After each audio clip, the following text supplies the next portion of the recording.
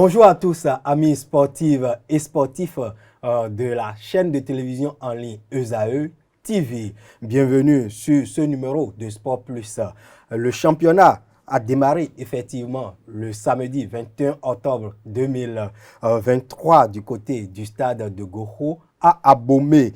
Mais la fédération a accordé quelques conceptions aux clubs retardataires, les clubs qui ne sont pas à jour vis-à-vis du règlement de cette compétition statutaire de la Fédération béninoise de football. Nous allons en parler dans cette émission. D'un autre côté, le ministre béninois Dato poursuit sa prise de contact avec les acteurs du mouvement sportif béninois. La Fédération béninoise de boxe était à l'honneur ce mardi à son cabinet. Des détails à suivre pour décrypter l'actualité. Cette actualité sur ce numéro de Sport Plus, nous allons retrouver d'un instant à l'autre Fidèle Akododia, rédacteur en chef d'Ado FM, Ado TV. Fidèle, bonjour. Bonjour Larios, bonjour amis internautes et téléspectateurs. Pour l'accompagner ici, nous avons Arnaud Akakpo, journaliste à Cap FM. Arnaud, bonjour. Bonjour Larios, bonjour téléspectateurs et internautes de ESAE TV. Bon gré, malgré la Ligue Pro 2023-2024 a démarré, Colombe Oussou va se charger de nous replonger sur ce match d'ouverture qui a mis aux prises Loto Popo à Dynamo d'Abomey à Abomey.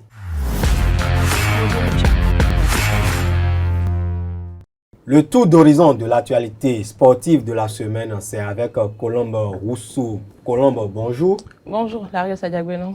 Chers amis internautes, bonjour. On démarre Actu Hebdo d'aujourd'hui par le championnat professionnel de football. Le lancement a été effectif samedi dernier au stade de Goro à Abomey. Le match d'ouverture entre Dynamo d'Abomey et Loto Popo a tenu en haleine les supporters qui s'est soldé sur une victoire des hôtes sur le score de 2-1. Reportage.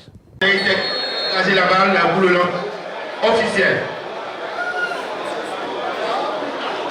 Top, c'est parti. La saison 2023-2024 s'ouvre avec un duel de prétendants au titre. Dynamo d'Abomey a dominé Loto Popo 2-1 en match d'ouverture du championnat national de football au stade Omnisport de Goro. Surpris d'entrée. Quel mauvais passe au but, ouverture du score à la première minute de jeu.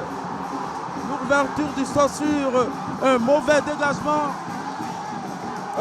dégagement dans Laïka Adjaï. But. Le Dynamo annonce les couleurs.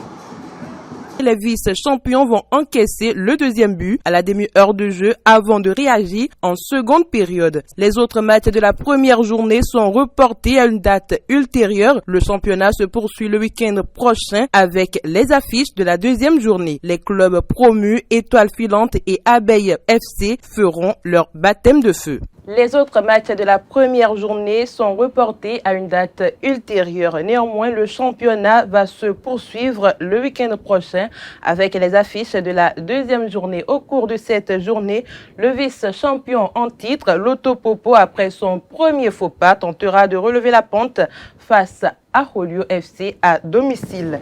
Dadje FC, quatrième au terme du championnat de la saison écoulée, rencontre Soleil à Kové. Ayemba FC en déplacement joue la JSO à Ouida.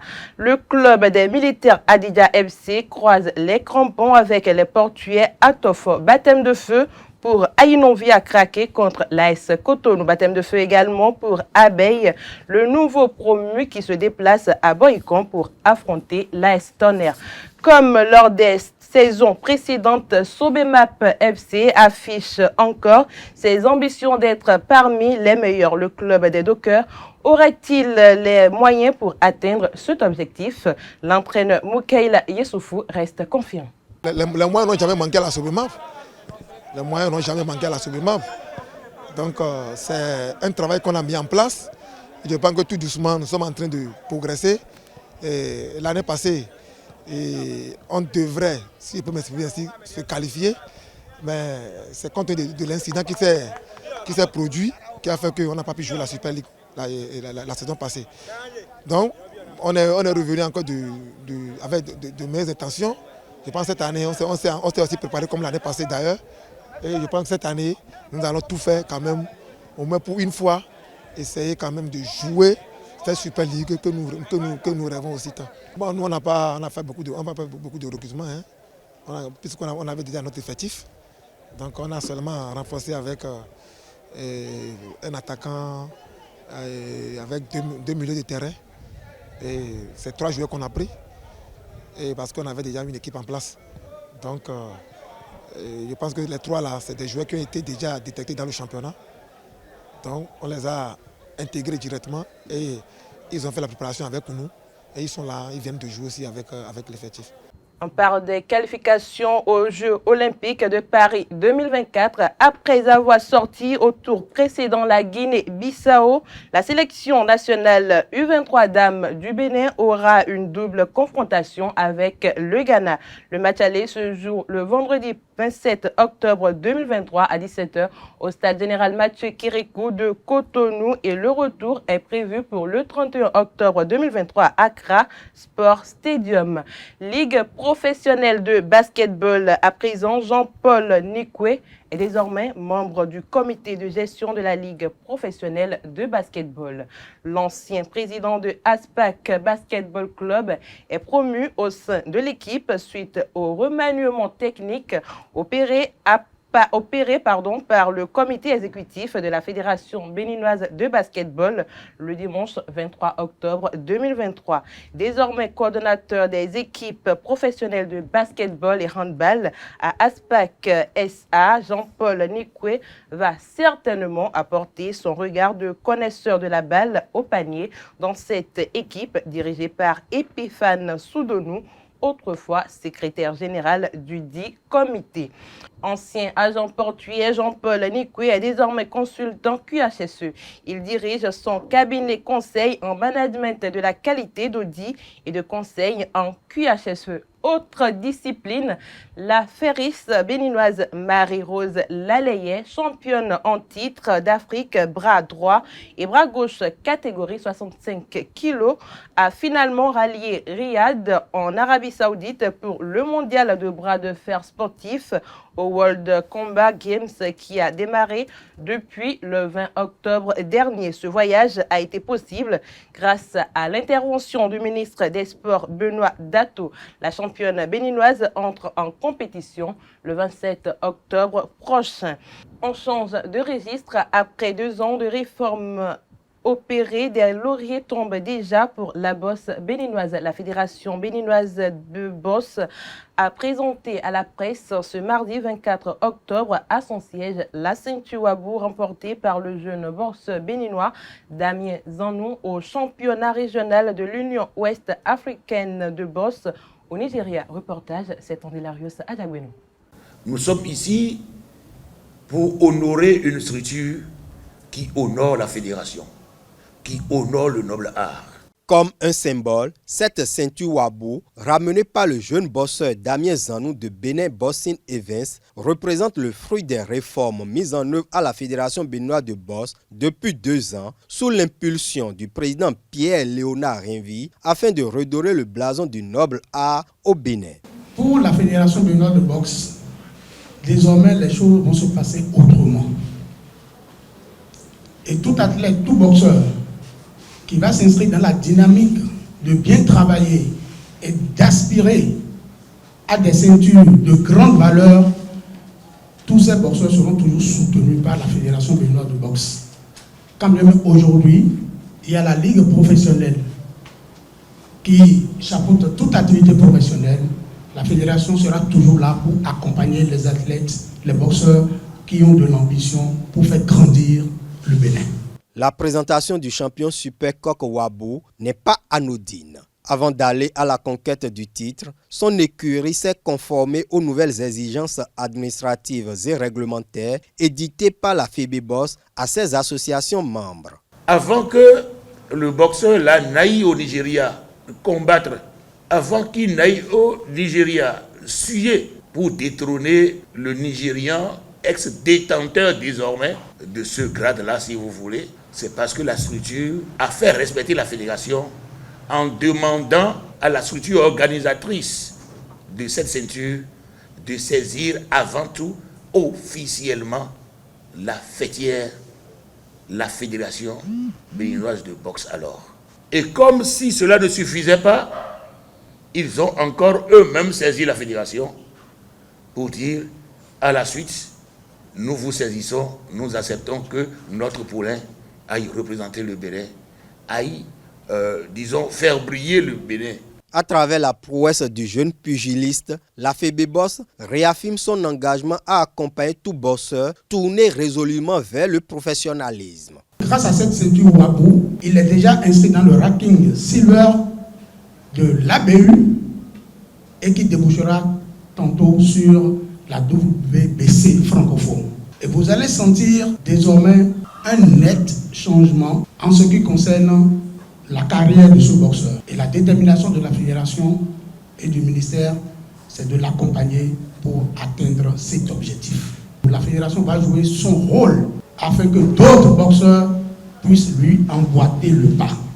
La nouvelle dynamique insufflée à la boxe béninoise est bien appréciée par plusieurs acteurs du mouvement sportif, d'où la présence du secrétaire général de la Fédération béninoise de football à cette cérémonie de présentation de ceinture. Dès qu'un athlète sur le plan international, sur le plan régional sort et gagne comme ça, un trophée, ramène une ceinture, ça fait la fierté de tout le pays, ça fait la fierté des responsables, ça fait la fierté de nous tous. Donc, c'est témoigner notre admiration, non seulement au président de la fédération et son comité, mais également aux responsables du club et surtout à l'athlète que je voudrais que nous applaudissions tous. En attendant la célébration d'autres succès de la boxe béninoise, la fédération annonce un partenariat avec son homologue de football pour étoffer son équipe d'officiels. Avant la cérémonie de présentation de la ceinture, le comité exécutif de la FEBEBOS s'est entretenu avec Benoît Marcel Dato, le nouveau ministre des Sports, initialement annoncé au siège de la fédération. Cette rencontre a finalement eu lieu au ministère en raison des contraintes d'agenda de l'autorité. Pierre-Léonard Envy, le président de la FEBEBOS, a levé un point de voile sur les sujets abordés avec le patron des sports. Il a dit de dire à la presse qu'elle sera sollicitée bientôt de manière à outrance. Et qu'il ne vient que d'arriver, qu'il est en train de mettre la fondation. Et dès qu'il va finir de faire la fondation, que vous aurez les informations qui s'imposent. Le travail à la base n'a pas besoin de tambour ni trompette. Le travail de relance n'a pas besoin de tambour ni trompette. Ces explications, et autour de ces propos, il amorce un virage où pour lui, il va créer bientôt des commissions mixtes, fédération, de discipline par discipline, avec les cadres du ministère, pour que l'on puisse sortir un carnaval qui va permettre au gouvernement d'apporter le nécessaire en matière d'équipement, le nécessaire en matière de soutien aux athlètes performants, le nécessaire aux fédérations pour que nous fassions du Bénin une nation sportive dans les années qui arrivent, surtout 2024, 2025 et 2026. Et pour cela, il dit, si on ne s'entend pas, si la fédération et le ministère ne font pas une synthèse d'idées, qui ne saura pas quoi aller vous dire. Vous, hommes des médias, vous qui êtes chargés, n'est-ce pas, de parler dans les oreilles de la nation, du peuple béninois. Et c'est pour ça qu'il nous invite encore à une séance le jeudi prochain où se trouveront d'ailleurs toutes les disciplines, toutes les fédérations. Et le vrai boulot va commencer. Et qu'il aura les documents synthèse et vous demandez à vous, hommes de presse, à vous, journalistes émérites, de venir maintenant l'écouter et de surveiller les fédérations avec lui. Parce que chaque fédération doit pouvoir déposer désormais un PTA, un plan de travail annuel. Et ces plans seront publiés. Et si la boxe annonce un combat pour mars, avril ou mai, et vous n'avez pas ça, c'est à vous de dire attention au lait. C'est un peu ce qu'il veut mettre en place. Il a félicité la fédération de boxe parce que nous lui avons présenté notre plan stratégique de développement. Il en est sidéré et il a dit qu'il prend acte, mais que ces cadres vont l'aider à ne pas faire ce que nous avons déjà fait. Et nous allons être appelés désormais à regarder dans la même direction. Merci à vous, Inès Colombe-Ousso. Rendez-vous la semaine prochaine pour un autre tour d'horizon de l'actualité sportive sur Sport Plus. Mais avant de retrouver nos consultants ici pour le décryptage, faisons un tour à la régie pour suivre cet élément sur l'École supérieure d'administration, d'économie, de journalisme et des métiers de l'audiovisuel, ESAE.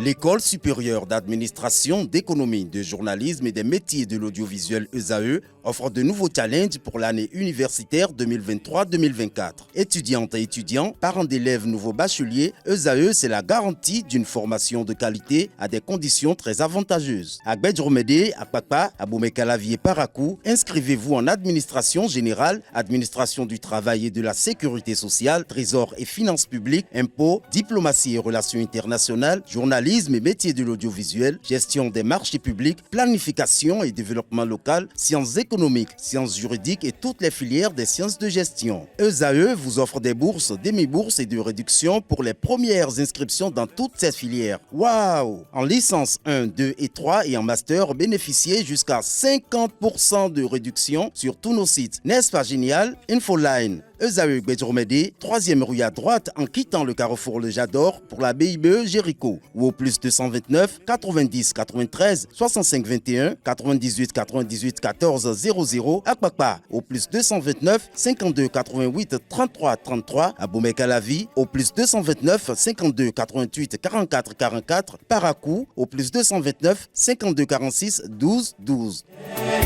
ESAE, l'excellence à un nom.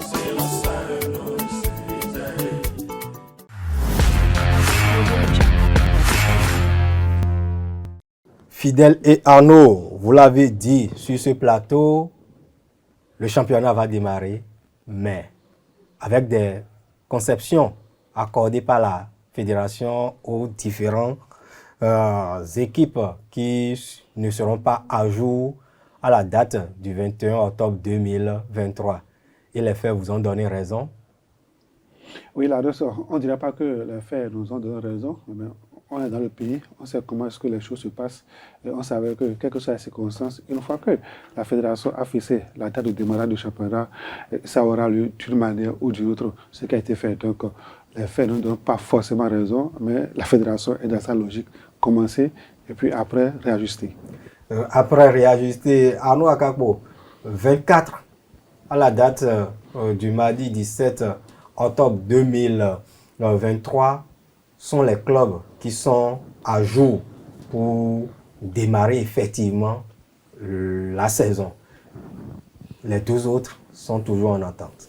Ah oui, c'est l'information qu'on a reçue de la Ligue professionnelle et de la Fédération qui nous avait envoyé le communiqué, c'était le 17 comme vous venez de le dire, et, que bon voilà, compte tenu de cette situation, on va lancer le championnat, mais reporter la première journée, que ça va sur son cours. Ils ont donné jusqu'au mois de décembre pour tous ces clubs-là pour se mettre à jour. Donc on ne peut pas dire ceux-là qui ont déjà répondu aux critères mise par la CAF pour pouvoir participer aux championnats nationaux. Mais toujours est-il qu'on sait désormais ceux-là, ces clubs-là qui, en griffe, ne sont pas à jour et qui sont à la cause des flottements qu'on observe.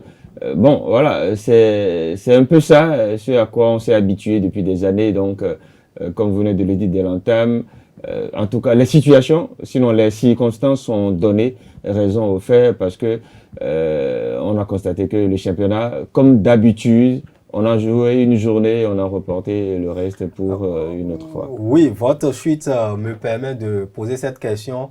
À quand la fin du démarrage tronqué de la saison au Bénin? Fidèle. J'avoue que je ne perçois pas bien votre question. Démarrage tronqué. On lance le championnat par un match officiel d'ouverture. On reporte la première journée et on enchaîne avec la deuxième journée en attendant de reprogrammer les matchs qui restent pour la première journée. C'est de ça qu'il s'agit. Oui, c'est une situation qui devient récurrente. On va l'inscrire dans nos habitudes désormais parce que ce n'est pas la première fois que ça arrive. Donc, il faudrait qu'on l'inscrive désormais dans nos habitudes. On sait qu'on lance le championnat par un match et après, on voit. Ce n'est pas la meilleure façon de faire les choses. On ne cessera jamais de le dire. Mais comme les dirigeants ont décidé de faire ainsi, il faut que ça rentre dans nos habitudes. Ça rentre dans nos habitudes, mais je voudrais demander... Je répète, ce n'est pas la meilleure manière, mais malheureusement, c'est les choses qui arrivent. C'est à ça qu'on assiste à chaque début de saison au Bénin. La question, c'est de savoir quelle est l'importance du lancement officiel d'une saison au Bénin. Au fait, il y a des impératifs auxquels les dirigeants ne peuvent se soustraire. L'important, c'est déjà de démarrer. Je parle de la cérémonie, organiser une cérémonie officielle de lancement de la saison. Quand on cherche à quitter l'amateurisme pour le professionnalisme, est-ce qu'il faut toujours continuer à lancer officiellement? Oui, c'est juste non, c'est toujours important lorsque vous êtes à la tête d'une organisation. C'est toujours important de faire un lancement officiel. C'est pas seulement pour une saison, c'est pas seulement pour un championnat, même pour des forats, pour des organisations, lorsqu'il y a des regroupements de rassemblements, on lance officiellement. Cela montre que ça porte le cachet que, écoutez, aujourd'hui à telle date, telle chose a été faite, on a remis en selle pour telle situation et les autorités viennent pour donner le cachet officiel et dire ce à quoi ils s'attendent. Donc c'est ce à quoi répond la cérémonie officielle. Pour moi, je ne suis pas gêné, je ne suis pas contre qu'on fasse des cérémonies officielles pour lancer une saison. Non. Peut-être que, faut revoir la manière, Fidèle l'a dit tout à l'heure, on a pris une mauvaise habitude. Ailleurs, pour lancer une saison, ce n'est pas un match de championnat. On lance la saison peut-être par la Super Coupe qui oppose le vainqueur du championnat et le vainqueur de la Coupe du Bénin, le plus souvent. Bon, quand je parle du Bénin, c'est parce que je suis au Bénin. Sinon, quand vous prenez ailleurs, c'est comme ça. Celui qui a remporté la Coupe du pays, celui qui a remporté le championnat, ce sont ces deux clubs-là qui lancent officiellement la saison. Et vous savez, quand ça se passe comme ça, c'est que la semaine qui suit, le championnat commence et tout le monde joue. Ben ici, bon... Mais peut-être que la saison prochaine, on aura une affiche qui va opposer le vainqueur de la Coupe du Bénin parce que la fédération a annoncé le retour de cette compétition dans le giron du football béninois pour le compte de cette saison 2023-2024. Vous partagez l'avis de Arnaud Akakpo sur ce sujet, le lancement officiel de la saison par un match d'ouverture parmi tant d'autres pour la première journée est important. Oui, la nature aurait du vide. Et tel que Arnaud l'a dit, partout, ça commence par la Super Coupe, partout au monde. Et c'est de façon officielle. Et celui qui remporte la Super Coupe a un trophée et de façon officielle, on lance la saison. Mais ici, on n'a pas de Super Coupe, on n'a rien organisé. Donc il faut prendre le premier match comme cérémonie d'ouverture, comme le point de départ de la saison. Malheureusement, c'est le cas. Sinon, en temps normal, on ne cessera jamais de le dire. Si on veut faire les choses dans les règles de l'art, allons à l'école des autres. D'accord? on lance la saison par un match officiel, la Supercoupe. On sait que de façon solennelle, la saison est lancée avec tout ce qu'il faut, avec tout le confort, avec toutes les couleurs possibles.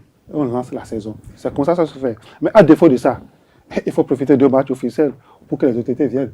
Sinon, on va lancer la saison, ce serait passé inaperçu. Donc, c'est à défaut de cette Supercoupe que les autorités de la fédération ont jugé bon de lancer à travers un match officiel, ce qui n'est pas le cas. En temps normal, c'est le champion contre le promu. Si on devait faire les choses dans la règle de là, le champion contre le promu, mais à défaut, il faut choisir une affiche. Ou le champion contre le vice-champion. Voilà, contre le vice-champion. À défaut de ça, on prend un match officiel, un match qui aura un peu d'attrait pour lancer le championnat. Est-ce qu'on va toujours continuer pas comme ça? Si on continue, ça veut dire que ça va rentrer dans nos ADN. Donc on ne peut pas faire les choses dans la règle de là. Il faut qu'on aille à l'école des autres. L'autre situation qui est déjà entrée dans l'ADN du football béninois, c'est les ruptures abusives de contrats avec les techniciens, avec les entraîneurs, et qui coûtent cher au club. La FIFA a déjà sanctionné 2 pour le compte de la saison dernière. Il s'agit de Ofmas, devenu en temps à Inovi, et du club cher ou Awisiwasa, les requins de l'Atlantique. Les requins où la direction du club phare de l'Atlantique doit décaisser 9 900 000 francs CFA au profit de Yelato Siloué, le technicien ivoirien, qui depuis quelque temps a déjà signé au niveau de l'Africa Sport d'Abidjan.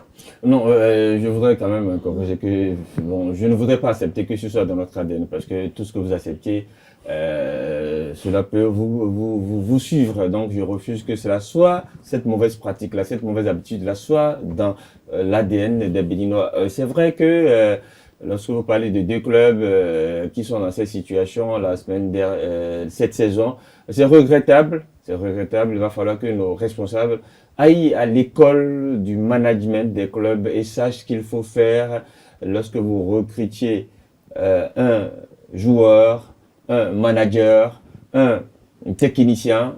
Il y a des clauses, il y a une façon de fonctionner pour ne pas tomber sous le coup de la loi.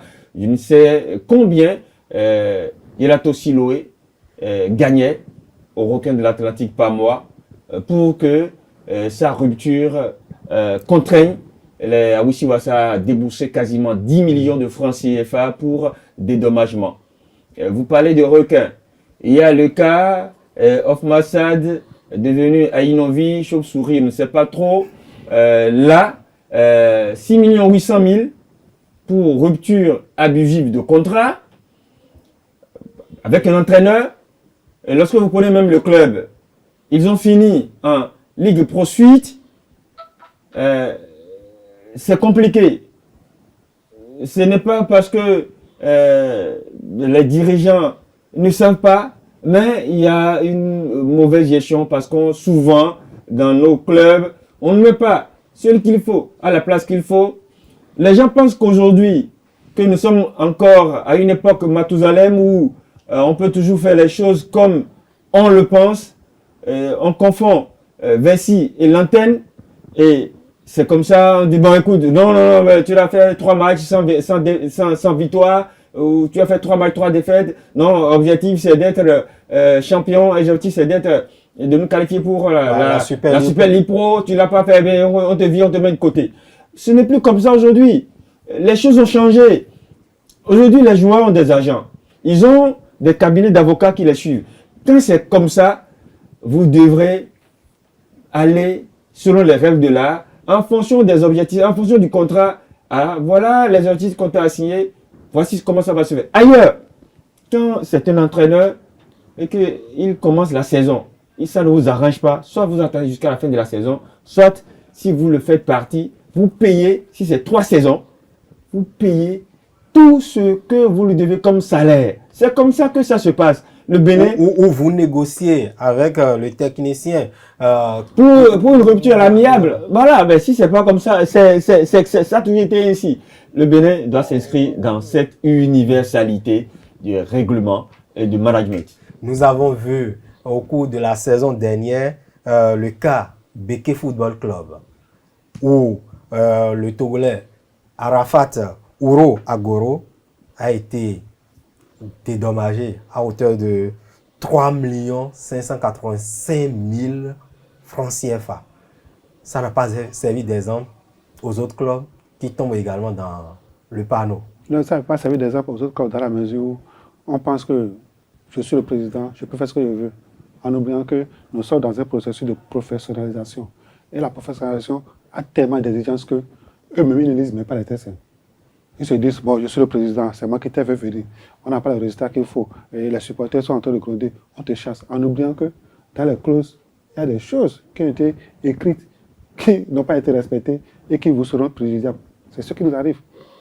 Prenons la peine, moi je vais m'adresser au président, prenez la peine de lire les clauses des contrats ou bien de vous faire assister par des juristes, par des conseils, pour qu'ils vous expliquent les tenants et les aboutissants de chaque contrat que vous signez avec soit un joueur ou un entraîneur. Parce que vous êtes en train de citer, peut-être qu'il y a encore d'autres choses qui vont se révéler plus tard, qui sait. Compte tenu de la négligence et du bon, je suis le super président. Non. Dans le professionnalisme, il y a des règles qu'on doit suivre forcément. Il y a des choses qu'on doit faire dans les règles de l'art pour que ça ne vous soit pas préjudiciable. Quand on prend un club comme les Recrues de l'Atlantique, qui est en agonie, difficilement ils arrivent à trouver un président pour supporter le club et ils vont débourser 9 millions. Pardon, 10. On parle de 9 millions 900. 10 millions. D'accord? Parce que quelqu'un s'est levé du jour au lendemain pour dire on ne veut plus de toi, va. Nous allons nous rapprocher de l'organisateur général de ce club. C'est une aberration. De M. Ida. Oui, M. Ada. C'est une aberration. C'est une aberration. Donc, il faut que les dirigeants descendent de leur pied des salles et voient la réalité en fait pour dire attention, nous sommes dans le professionnalisme, il faut que les choses soient faites de façon légale pour que ça ne soit pas préjudiciable. Sinon, ça vous amènera. Il n'y a pas que ces 3 cas, hein. Même l'année passée. Il n'y a pas que à Arafat. Il y avait un joueur ou 2 joueurs, Damis Beke, qui avait également cette situation de rupture abusive de contrat. Bon, voilà, et ça a été porté devant le TAS et que la fédération, entre-temps, a pris une décision pour dire que toutes les décisions liées au football doivent être... Ils avaient mis en place une commission d'arbitrage, de recours. Vous voyez, ça n'a pas réglé la situation parce que ils ont voulu mettre sous éteignoir une situation qui est déjà pourrie. Ce n'est pas possible. Nous coucourons Togolais. Ça dit non, tout ce qui est pourri finit par remonter. Les gens ont ça l'habitude. C'est comme si on ne peut pas empêcher au singe de se gratter le corps. Et c'est ce qui se passe. Et les gens ont appris à faire d'une manière qui n'est pas bonne. Ils ont pensé qu'en mettant en place cette affaire-là, ils vont étouffer dans l'œuf cette mauvaise pratique. Et c'est ça qui remonte maintenant. Ça pue. Ça va puer. Non, mais c'est comme ça. Sur le chemin de la professionnalisation du football béninois, il y a beaucoup d'embûches. Et parmi ces embûches, nous avons cette situation. Non, la Rose, désolé les choses clairement, il n'y a pas eu d'embûches sur le processus, sur la route du professionnalisme du football. C'est parce que les gens veulent toujours faire les choses à leur manière. Il faut avoir le courage de le dire. Ils veulent faire les choses à leur manière. Ils ne veulent pas faire les choses de façon légale. D'accord? Sinon, le professionnalisme, c'est la meilleure des choses. Je vous assure, quand même ils vont rentrer dans la danse, tout ira simplement dans le beau du mode et puis ils vont se dire que c'était comme ça. Non, c'est parce que les gens veulent toujours être paternalistes. C'est mon club, c'est moi qui décide qu'ils sont en train de traverser cette situation. Sinon, en temps normal, si vous signez un contrat avec quelqu'un et que vous respectez les clauses, est-ce qu'il y aura des problèmes? Pas du tout. Il n'y a pas de problème. Et nous allons parler de quelques ambitions des clubs engagés dans cette Ligue Pro de football saison 2023-2024. Aspac déjà vise le titre ou juste une place à la Super League Pro. Non, mais vous savez, Aspac ne peut pas viser juste une place en Super League Pro. C'est vrai que depuis ces 7 dernières années, le club a des résultats en dents de scie. Mais comme toujours, Aspac vise toujours le titre, le haut du tableau, donc l'objectif n'a jamais changé, ne changera pas. Maintenant, du plat à la bouche, il y a toujours quelque chose à faire. Il faut faire cet effort-là. Cet effort a commencé par se faire. Un nouveau staff est mis en place. Adam Vazazi, il a été nommé depuis le 16 juin. Il a commencé sa préparation. Il a commencé par étoffer son équipe. L'effectif qui était là, il a renforcé par 8 joueurs. Et donc, le travail se poursuit. Je pense que, comme on le dit, l'appétit vient en mangeant. L'ambition de jouer le haut du tableau, champion, vice-champion, est toujours intacte et si les résultats le permettent, l'ASPAC sera sur le continent africain en fin de saison. L'ASPAC sera sur le continent africain en fin de saison, mais l'ASPAC doit se frotter aux champions en titre Coton Football Club qui n'a pas chamboulé son effectif à la fin de la saison dernière comme on l'a assisté lors de sa première saison dans le championnat béninois. Fidèle, avez-vous le sentiment que Coton peut conserver son titre à la fin de cette saison? Est-ce que Coton a les moyens où la concurrence sera rude? Coton a les moyens où la concurrence sera rude. Écoutez, ce qui est déjà bien, vous l'avez dit, Coton n'a pas chamboulé son effectif. Parce qu'il y a de cela, la saison dernière, on a vu, juste après le titre de champion, ils ont fait des raménagements, des choses, ce qui a fait que ça n'a pas trop perduré. Et la preuve, en compétition africaine, rapidement, Coton a été éliminé. Donc je pense que les dirigeants, ils ont compris qu'il faut garder l'effectif, pourquoi pas intact, l'étoffer pour que les ambitions soient réalisées d'une manière ou d'une autre. Maintenant, moi, je suis contre quelque chose. Au début de saison, on voit les clubs les plus riches pour dire qu'ils seront champions ou bien vice-champions. Et déjà, on classe les clubs en début de championnat déjà par la richesse ou bien par le portefeuille, le budget, par le portefeuille de leurs dirigeants. Si bien que les autres clubs se disent, ah, eux, c'est les plus riches, ils seront premiers, deuxième, troisième, nous, on va jouer les trophées. Non. En temps normal, le ballon doit rouler pour tout le monde. Et si vous êtes un président ambitieux et que vous aspirez jouer les premiers rôles, vous devez faire le recrutement qu'il faut. Que l'autre soit riche ou pas, que l'autre ait le budget le plus conséquent ou pas, vous devez acheter, d'accord, bien avoir les services des joueurs les plus compétents pour jouer le championnat. Mais malheureusement ici, on dit que Coton c'est le plus riche, et après c'est l'auto le plus riche. ASPAC aussi se dit, bon, on n'est pas au même niveau que les autres. Non. Non, on est riche. ASPAC est riche. Ah oui. Ben, c'est pas rien, hein. C'est le port de Cotonou. C'est le poumon, pardon. C'est pas le port de Cotonou, c'est le poumon de l'économie. C'est vrai que le port n'envoie pas toutes ses ressources au niveau du... Même ici, quand même, hein, le budget de l'équipe du port, c'est quasiment 1 milliard. 5 saisons en arrière ne va plus. 2017. Voilà, 2017. 7 saisons en arrière ne va plus le port. On ne va plus parce qu'il y a des mauvais... D'accord. Il y a des mauvais castings. De la même manière, Énergie me dira aussi qu'ils sont riches, mais ils vont jouer amateur. Donc, écoutez, c'est vrai que ça fait rire, mais au-delà de tout ce qu'on est en train de dire, le ballon doit rouler pour tout le monde et que tout le corps doit se dire, on est là pour aspirer à être champion. Maintenant, advient que pourra. Il y a les promus, Étoile filante de Goudoumé et Abeille de Parakou. Est-ce que les deux clubs feront également mieux, comme on l'a vu au niveau de Bani Gansé et de l'AS Takouné? On attend de voir. On attend.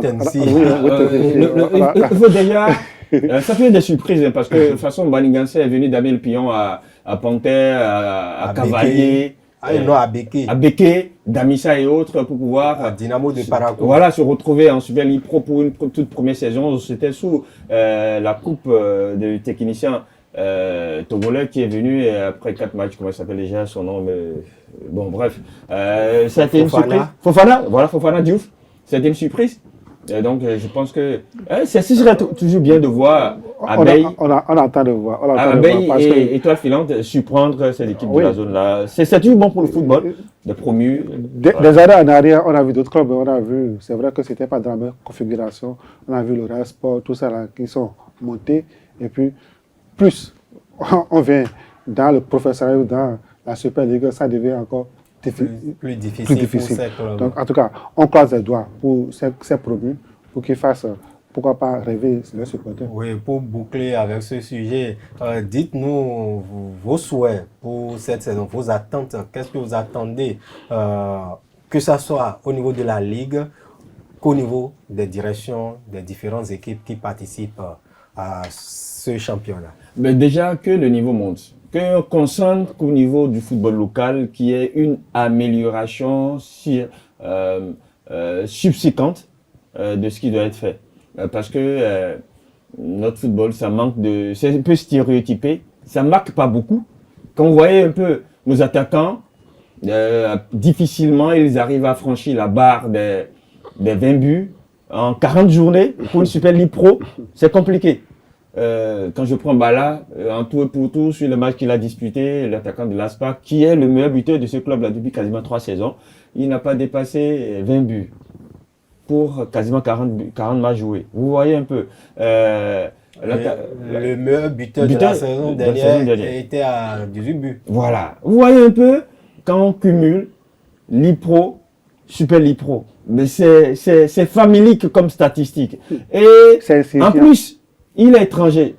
Ceux qui sont sous lui, les Béninois, ils ne dépassent pas cette barre-là. C'est pas bon. Il va falloir qu'on améliore et qu'on travaille beaucoup plus devant la surface. Et ce n'est pas que les occasions qui manquent. Quand vous voyez dans un match, il peut avoir jusqu'à 5 occasions franches, j'ai dit, 5 occasions nettes de but manquées. Ce n'est pas que c'est des opportunités, il y a des occasions. Il y a un problème, il va falloir qu'on travaille. Il faut que la Ligue également revoie la cagnotte à donner aux champions du Bénin. S'il vous plaît, fini une saison et qu'on remette 10 millions à un club champion du Bénin. C'est quasiment injurieux. C'est vrai, les gens prennent subvention 60 millions, mais c'est injurieux. Lorsque vous avez un budget de quasiment 250 millions pour ceux qui sortent de l'argent, et même ceux qui n'en sortent pas, que vous tournez autour de 100 millions, 80 millions, je ne parle pas de ceux-là qui n'ont pas de club ou des épiceries, et qu'à la fin, on vous donne 10 millions, s'il vous plaît, c'est injurieux. Il va falloir qu'on revoie la situation. Il va falloir qu'on revoie cette situation. Et de votre côté, quelles sont vos attentes fidèles pour le compte de cette saison? Mes attentes, la première, au niveau des arbitres. Il faut qu'on se sente plus de professionnalisme pour que les arbitres ne soient pas obligés d'être pourchassés sur le stade. Ce n'est pas une bonne image. D'accord? Donc moi, je voudrais que la commission qui s'occupe de l'arbitrage puisse faire les choses de façon, qu'on appelle, je ne dirais pas catholique, mais de façon bien. Il faut que les arbitres soient dans de meilleures dispositions. D'accord? Pour qu'ils ne soient pas obligés de faire ce qu'on pense d'eux. D'accord? Maintenant, au niveau des clubs, oui, nous voulons plus de challenges, nous voulons plus de buts. Alors l'a dit tout à l'heure, quand on prend le ratio but, nombre de matchs disputés, nombre de buts marqués par les attaquants, ce n'est pas. C'est comme si on joue les matchs de quartier. Non. Donc, il faudrait qu'on se sente que, attention, après 2 ou 3 saisons, le championnat est en train de monter en puissance pour que d'autres aient envie de venir. Aujourd'hui, j'ai l'impression que les étrangers qu'on amène au Bénin, c'est parce qu'on leur propose beaucoup d'argent qui viennent. On ne sent pas l'envie des joueurs étrangers à venir jouer pour le Bénin. Donc, il faudrait que notre championnat soit plus reluisant pour que ça puisse attirer. Maintenant, au niveau, je ne sais pas si la Ligue est toujours fonctionnelle. Et il va falloir que les responsables de la Ligue montent de plus en plus au créneau pour qu'on soit informé en temps réel des sanctions, des choses, pour qu'on puisse savoir que, attention, il y a un dynamisme au niveau de notre championnat. Maintenant, que la fédération aussi joue sa partition, que l'État également joue sa partition. Parlant de ce qui est donné aux champions, tout ça, c'est un problème, c'est un intérêt problème que nous essayons de soulever chaque fois. Mais c'est comme si on est en train de parler dans un désert que personne ne veut entendre. Pour que la Ligue casse sa tirerie, pour donner peut-être une somme importante aux vainqueurs du championnat, il faut avoir des sponsors. Oui, si vous le mettez, il faut mettre un truc en place sérieux. si vous voulez commencer le championnat, première date, c'était quand déjà? Le 30 septembre. Même avant le 30 septembre, dans les coulisses, il y avait 20. Voilà, vous avez une première date. Vous répétez. Une deuxième, une troisième. Je suis sponsor. Je suis prêt à mettre 300 millions, 500 millions dans votre championnat. J'ai un programme à exécuter du mois d'août en janvier pour faire de mon marketing. Je suis prêt à le faire et je constate que un mois après, vous reportez. Ou je fais une analyse de terrain. Je constate que sur les 3 dernières saisons, 4 dernières saisons, vous n'avez jamais commencé à la date indiquée. Je me dis, mais je me pose la question, est-ce que je peux mettre en place ce qu'il faut pour pouvoir toucher la cible? C'est biaisé. Il faut déjà corriger ça pour pouvoir avoir des sponsors. Ils ont eu comme sponsor ici le producteur d'huile, n'est-ce pas? Vital. D'accord? Pour ne pas le nommer.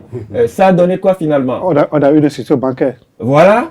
On a eu un opérateur de téléphonie mobile il y a des années en arrière. On a eu même un truc laitier. L'argent est parti comment? S'il y a aussi tout ça qui fait que les gens ne vous font pas confiance, se disent, mais celui-là, comment ça va se faire? Sinon, ailleurs, les gens ont des sponsors. Vous allez au handball, peut-être on va faire une émission sur lui.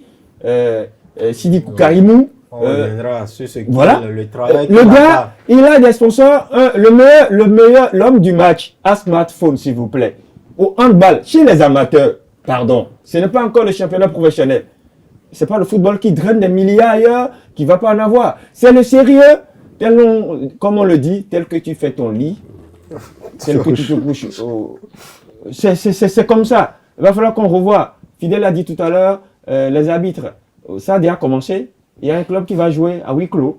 Vous voyez? C'est Cavalier. Parce que saison dernière, ce qu'ils ont fait les rattrape. Ah oui. Il va falloir qu'on corrige aussi ça. Il va falloir que les différents acteurs impliqués dans le déroulement de cette saison 2023-2024 se mettent au pas afin que les amoureux du cul rond vivent leur passion en toute tranquillité et avec les sensations que le football procure sous d'autres cieux. Un tour pour parler de la Super League africaine de football à nous. Ah oui, la compétition voulue par Gianni Infantino, je le dis comme ça, hein, parce qu'il était en visite du côté de la RD. Non, c'est une réalité, c'est lui qui a voulu. Voilà. Il était en visite. Accepté. Voilà, il était en visite en RD Congo, il s'est dit, bah écoute, on va mettre un truc en place, 24 clubs finalement. Ça a commencé par 8 clubs. Les demi-finales, les quarts de finale, ça a commencé par les quarts de finale, le TB Mazembe qui a pris un sérieux, qui a pris un bel envol, je dirais. C'est toujours bon pour des corbeaux. C'est à le Wydad, il y a le Harali, il y a le Mamelodi Sundowns, il y a le Petro de Luanda, il y a également Enyimba, double champion d'Afrique, qui s'est cassé la dent sous sa première sortie. Bon, je dis que, bon, c'est son projet. Vaille que vaille, il est en train de tenir parce qu'ils ont promis de l'argent, 3 millions de dollars pour le vainqueur. C'est un peu d'argent aussi. C'est le football. Mais c'est tout comme si c'est une bulle, c'est une ligue fermée comme la NBA qui sont en train de... On va voir ce que ça va donner. Ce n'est que le début. Si ça marche, c'est bon. Bon, maintenant si ça ne marche pas, on va faire le point dans 2-3 ans. Merci à vous, Arnaud Akapo. Merci, Fidèle, pour vos analyses toujours pertinentes. Selon nous, ici, à Usavé TV, et selon nos téléspectateurs également qui vous suivent depuis des années sur www.usavetv.bg. Sport Plus du mercredi 25 octobre 2023. C'est la fin ici et rendez-vous la semaine prochaine pour d'autres informations.